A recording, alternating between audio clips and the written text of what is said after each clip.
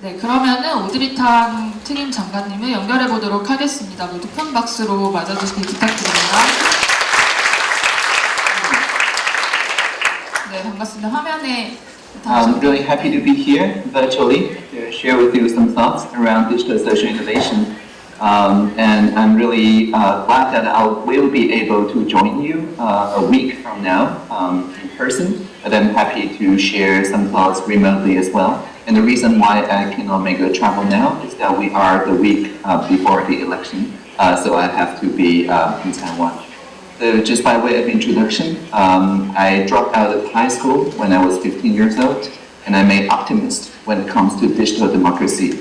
And this strange condition was back in 1996, where I discovered that the future of human knowledge is on the World Web, and all my textbooks in my junior high school were out of date. So I told my teachers I want to quit school and start my education on the World Web. And surprisingly, all my teachers agreed with me. And so I dropped out, and a year later, I founded a startup working on web technologies. And I get to join this fabulous internet community that runs with this crazy idea, an open multi-stakeholder political system that still powers the internet today. And so today, as Taiwan's first digital minister, I'm putting into practice the ideas that I learned when I was 15 years old, and that are broad consensus, civic participation, and radical transparency. And surprisingly, it's working really well and is transforming our society. Almost 4 years ago, Dr. Tsai Ing-wen, when she was inaugurated, said in her inauguration speech, before we think of democracy as a showdown between two opposing values, but now democracy must become a conversation between many diverse values. Indeed, in every emerging technologies, every emerging social issue, you see this fight between economic development on one side and environmental sustainability on the other, or technological innovation on one side and social justice on the other. I can go on and on. Traditionally, in public administration, the representatives, they could be MPs, they could be cabinet members, are like the two knots here. They organize and represent people on both sides, and the career public service is this rope in between that is anonymous, tries not to break and absorb the tension.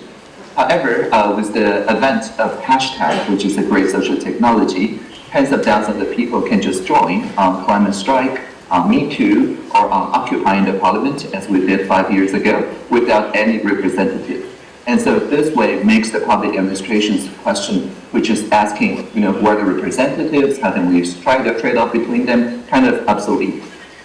And so the conversation between diverse values is a new way of governance that we're prototyping in Taiwan called collaborative governance or co-gov. What you're looking at is literally my office.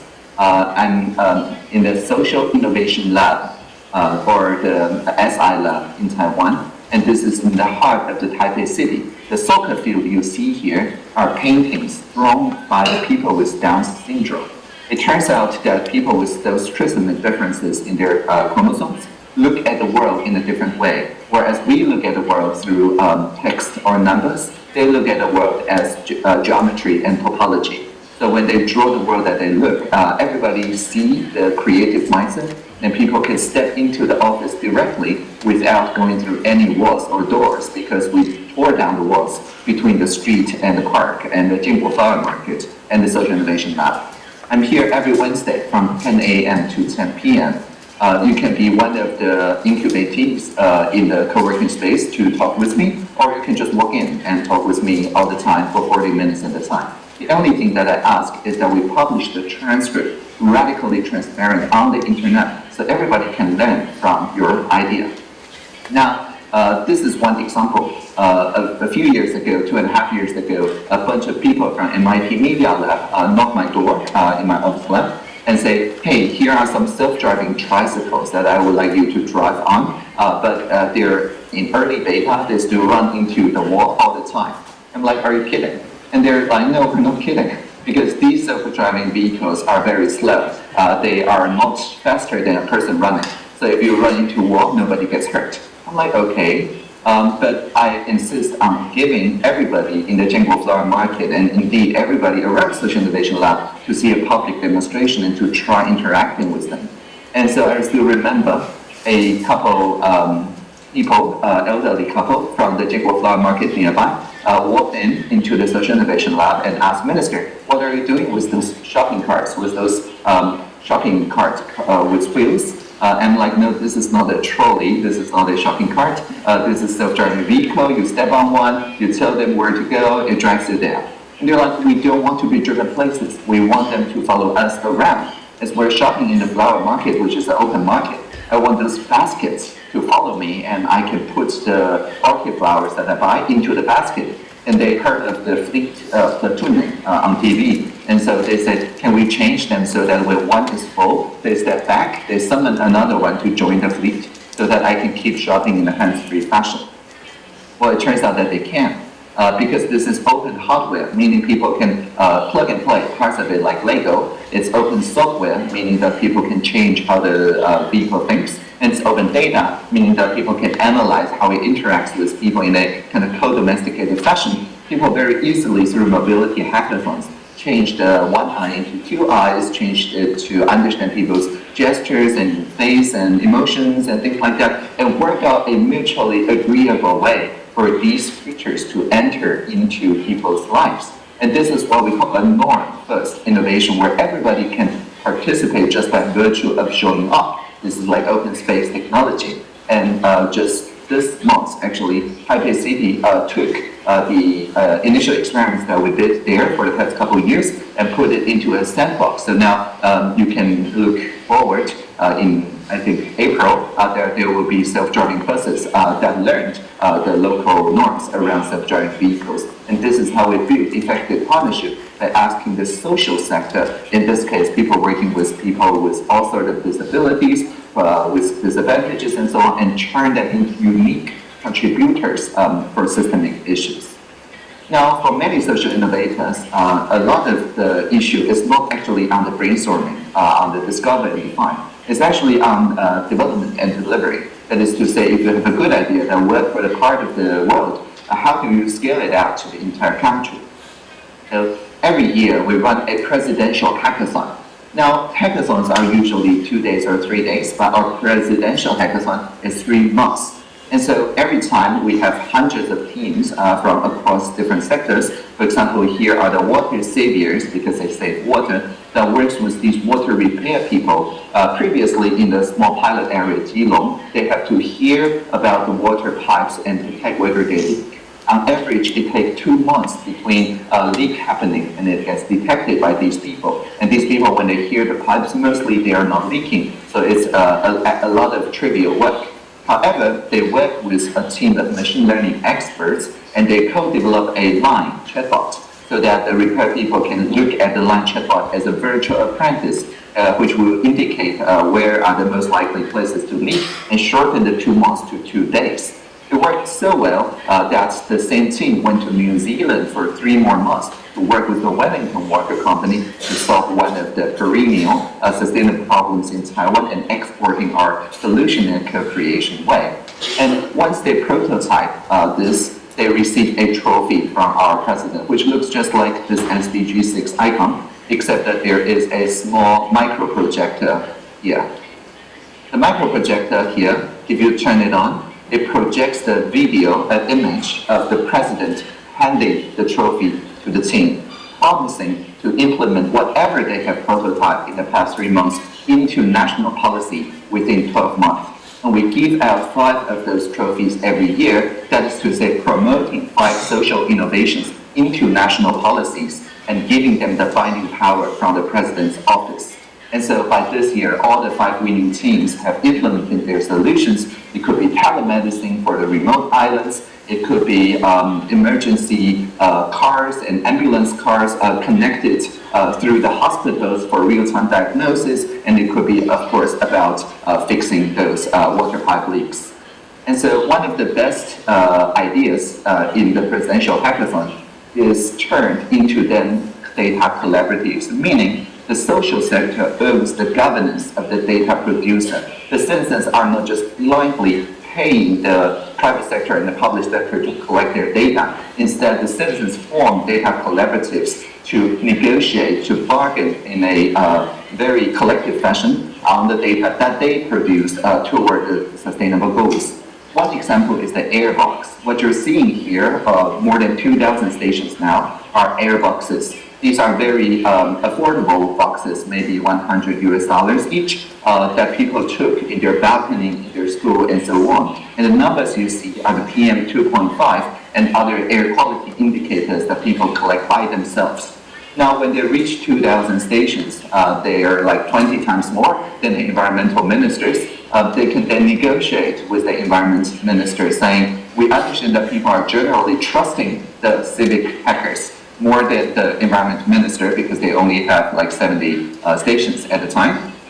And they agreed to lend their credibility, meaning that they allow the environment minister to join their network through distributed ledgers, making sure that nobody can change each other's numbers. However, they ask something in return. They say, there are certain points, like here, that are industrial parks. These are private property. We cannot break and enter and install airboxes. And so we would like to ask the public service whether you can help us install our airboxes there. And they're like, okay, sure. In Taiwan, because we are, according to Civicus Monitor, the Asia's most free society in terms of civic space, we cannot beat the activists. We must join them. And so we joined them and agreed to set up the lamps on the industrial parks because we own the lamps and hang the airboxes on the lamps so that we also contribute tens of thousands of the measurements into what we call the CIVO IoT measurement device.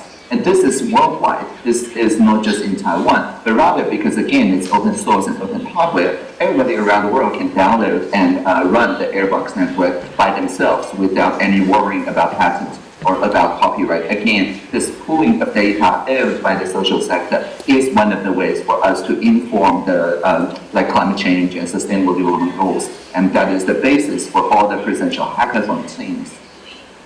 I would like also to share how those teams are incubated. As I said, there's more than 100 teams every year. Last year, there's 130 or something teams, and we choose 20 every year to incubate, to foster data collaboratives out of those ideas. But how do we choose? Well, we use crowd intelligence. On Taiwan, there is the Join platform, join.gov.tw, that has more than 10 million visitors. Considering Taiwan only have 23 million people, that's a lot. And everybody on the Join platform gets 99 tokens, 99 points to vote on the 100 or so projects. And the vote is called quadratic voting. In quadratic voting, you have 99 points. And with the 99 points, you can vote on anything. For example, if you like the idea of using computer vision to solve the marine debris using drones, to stop the marine debris at sea, you can vote them, but you only have 99 points. So if you vote one vote, that's 1 point. If you vote 2 votes, that's 2 points. All right, that's 4 points. If you vote 3 votes, that's going to cost you 9 points, and so on. And so the idea is that it's quadratic. The marginal cost is the same as the marginal return. So with 99 points, the most you can do is vote 9 votes, which costs 81 points. And you still have 18 left, because 99 minus 81 is 18. And at that point, you cannot vote the 10th vote. You have to look for something else, because 10th vote will cost you 100 points in total, and there is no 100 points. And so maybe with 18 points, you will look somewhere else. For example, this one looks into the measurement of all the illicit financial and arms flow and detect whether they are like Panama Papers, run shell companies and so on. And that is an important sustainable goal, SDG 16. So with 18 points left, maybe you vote 4, which will cost you 16 points, and so on. And the idea here is that you still have 2 points left. And so again, you will have to find something else. For example, this one, Target 65, uses a airbox-like device called waterbox to measure the water quality in the agri-climates. And so you still only have 2 points now, so maybe you vote 1. But certainly it is worth more than 1 point, 1 vote. And so you can take some of it back from the computer vision around marine debris and so on. And so we have discovered that people on average vote for more than 4 projects, actually 5 or 6 projects. Maybe they do a 7 vote and 7 vote, 49 points. that's still within the budget. And so the end result is that it's much more balanced. People look at the synergy between the projects, and when we announce the top 20, everybody feels they have won because there's at least one project they supported that made into the top 20.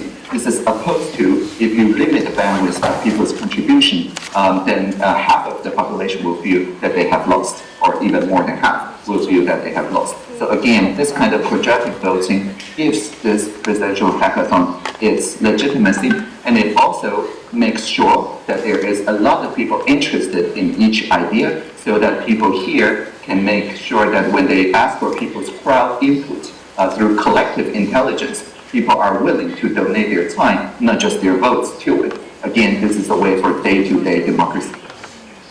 So people might ask, how do we discover those ideas? Well, it turns out that we tour around Taiwan all the time and visit the people to empower people who are closest to the field. And so it could be on the remote island, on the highest mountains, on the indigenous nations. And in Taiwan, because we have broadband as human right, anywhere in Taiwan, even on 4,000 meters high, you have 10 megabits per second, otherwise it's my fault, and very affordable, around 15 euros per month. And because of this, anywhere that I visit, I connect back to the Social Innovation Lab with the 12 ministries, and they see each other like a fishbowl to connect with the local people. And in this way, the career public service is no longer anonymous. They're brainstorming and fixing people's problems across ministries in real time. And they don't have to bear any risk, because you cannot punch people across the screen. If they say something that upset the local people, only I am at risk. And so by absorbing the risk and spreading the credit, and make sure that they know that they're actually partners with common bodies, and they can partner on those experimentations in the presidential hackathon. So after the presidential hackathon introduced a new idea, how do we make sure that people are comfortable with those ideas? Well, we use AI-based conversation. This is Polis. Well, for each emerging technology, we can run such a Polis conversation where people can press agree or disagree on each other's statements. And every time we run a Polis, we see this picture, and this may be the most important slide, and I will stop after this slide, actually. Every time we run a Polis conversation, we see that there's only a handful of statements on the divisive side that people disagree, but mostly people agree on most of the things, most of the time, with most of their neighbors. It's just like if you only look at institutional media or even social media, you see only those 5 issues and not those lower-hanging fruits. And so basically, we ratify the rough consensus, making sure that they become the norm that people can accept, and then take those consensus statements into what we call effective partnerships based on open innovation. So finally, I would like to read you my job description before introducing you to the Slido, where you can continue to ask me questions. And this is literally my job description. It goes like this. When we see the Internet of Things, let's make it an Internet of Being. When we see virtual reality, let's make it a shared reality. When we see machine learning, let's make it collaborative learning. When we see user experience, let's make it about human. And whenever that we hear that the singularity is near, let us always remember the plurality is here. Thank you very much.